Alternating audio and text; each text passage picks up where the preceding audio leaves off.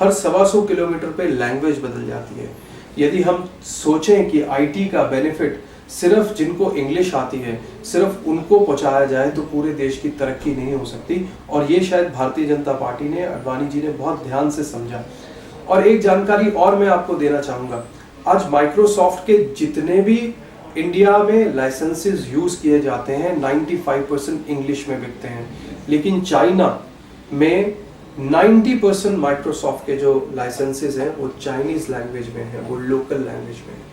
इसका मतलब बड़ा स्पष्ट है कि जब तक हम आईटी को आम आदमी की भाषा नहीं बनाएंगे, जब तक गांव का आदमी आईटी को समझने नहीं लगेगा, आईटी के सॉफ्टवेयर सब उनकी लैंग्वेज में नहीं आएंगे, तब तक आईटी का बेनिफिट आखिरी आदमी तक नहीं पहुंच सकता। इसलिए इस डॉक्यूमेंट को बनाते हुए बहुत ध्यान से काम किया गया, बहुत ध्यान से सोचा गया, और इसमें कहा गया कि हम 1.2 crore new IT enabled jobs in rural area देंगे, and that's not our commitment, that is going to happen. ये सिर्फ कमिटमेंट नहीं है, ये होगा, क्योंकि जिस पेनिट्रेशन की बात कर रहे हैं, जिस तरह से हम ई गवर्नेंस की बात कर रहे हैं, तो ये एक करोड़ से ज़्यादा नौकरियां तो वैसे ही निकल के आएंगी। हमने इसको और बढ़ाने के लिए एक बहुत अच्छा प्लान दिया है कि 1 करोड़ स्टूडेंट्स को, और आपकी कम्युनिटी को तो खुश होना चाहिए, क्योंकि आपको और आपके आने वाले नए दोस्तों को, भाइयों को, बहनों को एक बहुत बड़ा एडवांटेज मिलने वाला है। 1 करोड़ स्टूडेंट्स को सिर्फ 10,000 रुपये में लेटेस्ट लैपटॉप प्रोवाइड किए जाएंगे, ताकि उनकी कनेक्टिविटी बन सके, उनके पास अपॉर्चुनिटीज़ आ सके। हर स्कूल कॉलेज में इंटरनेट एनेबल्ड शिक्षा दी जाएगी।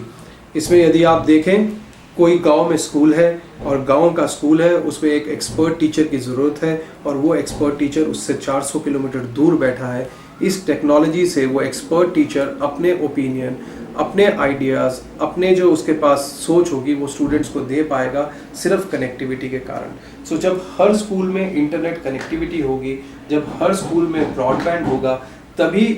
ई एजुकेशन प्रमोट की जा सकती है। एक बहुत ज़बरदस्त प्रॉब्लम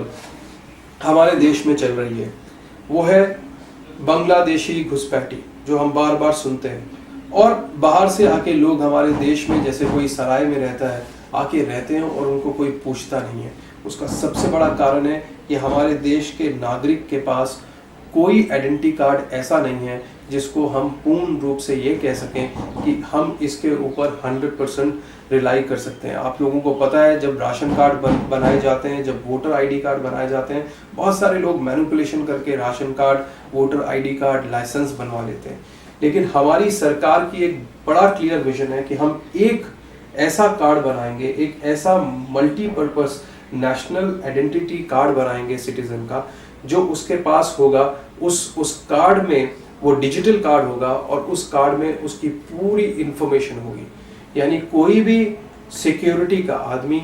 कोई भी देश की सिक्योरिटी कभी भी अपने सिटीजन को चेक कर सकती है, उसके बारे में इंक्वायरी कर सकती है, और राइट इंफॉर्मेशन उसके पास इमीडिएटली मिल जाएगी। किसी का हरासमेंट नहीं होगा, किसी के साथ कुछ गड़बड़ी नहीं होगी। और देश में जो घुसपैठिए हैं, देश में जो लोग इस देश में रहने के लिए अलाउड नहीं है, उनको हम आइडेंटिफाई करके बाहर भेज पाएंगे। जैसे मैंने आपको पहले बताया कि आईटी को हमने लोकल लैंग्वेज बनाना है, यानी जो सॉफ्टवेयर्स होंगे, जो आईटी की एक्टिविटी होगी, वो लोकल भाषाओं में होगी, ताकि हर आदमी उसको यूज़ कर सके। और अगले 5 साल में, ये कोई बहुत बड़ा बात नहीं है, जब अटल बिहारी वाजपेयी जी ने ये अनाउंस किया कि इस देश में 50 किलोमीटर हाईवे रोज बनेगा, तो लोगों ने उनका मजाक किया था। लोगों को लगता था ये संभव नहीं है, लेकिन हमने करके दिखाया। आज हम कह रहे हैं आईटी पैरामीटर में हम अपने देश को 5 साल में चाइना के बराबर लेके जाएंगे। ये वैसे ही करके दिखाएंगे जैसे हमने हाईवे बनाए हैं, ये वैसे ही करके दिखाएंगे जैसे हमने फोन की कनेक्टिविटी को इस देश में इंक्रीज किया है, ये वैसे ही करके दिखाएंगे जैसे हमने एयर कनेक्टिविटी को इंक्रीज किया है। So we are very sure, this is our clear vision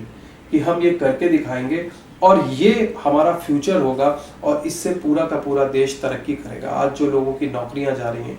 किसी आंकड़े को अगर हम उठाते हैं तो कोई कहता है कि 15 लाख नौकरियां पिछले 6 महीने में चली गई, कोई कहता नहीं ये आंकड़ा ठीक नहीं है, लगभग 1 करोड़ नौकरियां पिछले 6 महीने में चली गई, कोई और भी ज्यादा। सो ये हमारा आईटी विजन फ्यूचर का विजन सामने रखकर हमने आईटी विजन तैयार किया और ये आईटी विजन आम नागरिक तक पहुंचेगा, पूरे देश में तरक्की की लहर फिर से आएगी। ये पूरा का पूरा विश्वास इसलिए है क्योंकि ये पूरे कन्विक्शन के साथ, पूरी सोच के साथ, पूरे इम्प्लीमेंटेशन के साथ, इसको कैसे इम्प्लीमेंट किया जाएगा हर बारे में सोचने के बाद इस डॉक्यूमेंट को तैयार किया है और इसके पीछे पूरी पार्टी का, आडवाणी जी का पूरा कन्विक्शन और कमिटमेंट है। इसलिए ये अगर आप देखें तो आपको आसानी से समझ में आएगा कि हम किस तरह से आईटी के माध्यम से हर जगह हम इसका फायदा पहुंचाएंगे, यानी हेल्थ के एरिया में, एजुकेशन के एरिया में, भाषा के एरिया में, गवर्नमेंट के एरिया में, सिक्योरिटी के एरिया में, जस्टिस के एरिया में, डेवलपमेंट के एरिया में, बैंकिंग के एरिया में रिकॉर्ड्स किस तरह से रखे जाएंगे। जैसे हमने बहुत आईटी विजन की अगर आप डिटेल पढ़ेंगे उसमें हमने बड़ा क्लैरिटी से बताया कि हमारे जो आज की डेट में देश में लैंड्स के लिए जो इतने डिस्प्यूट होते हैं, हम डिजिटल रिकॉर्ड बनाएंगे। यदि आपके पास कोई प्रॉपर्टी है, आपके पेरेंट्स के पास कोई प्रॉपर्टी है, उस प्रॉपर्टी का एक डिजिटल रिकॉर्ड होगा जिसके साथ कोई छेड़खानी नहीं कर सकता, जो एक परमानेंट सबूत होगा, जो कभी भी किसी भी लेवल पे मान्य होगा और उसके कारण से कोई भी डिस्प्यूट नहीं होगा। तो इस तरह से रिकॉर्ड्स रखने के बारे में भी, हर छोटी चीज के बारे में, हेल्थ के एरिया में हर छोटी चीज के बारे में इस डॉक्यूमेंट में सोचा गया है। और वो सोचा इसलिए गया है क्योंकि इसके पीछे एक पॉजिटिव सोच है और हम लोग यानी आडवाणी जी एक अच्छी सरकार, एक साफ सरकार,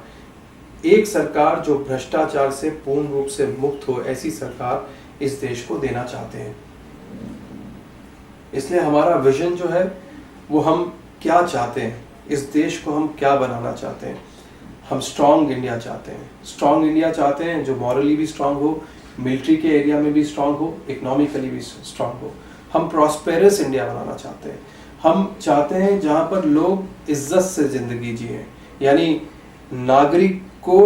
ये खुशी हो, उसको एक गर्व हो कि वो भारत का नागरिक है। यदि आपको याद होगा जब पोखरण कांड हुआ था, जब न्यूक्लियर टेस्ट इंडिया ने किया था, तो एनडीए गवर्नमेंट के टाइम पे किया था जब Advani ji deputy prime minister थे।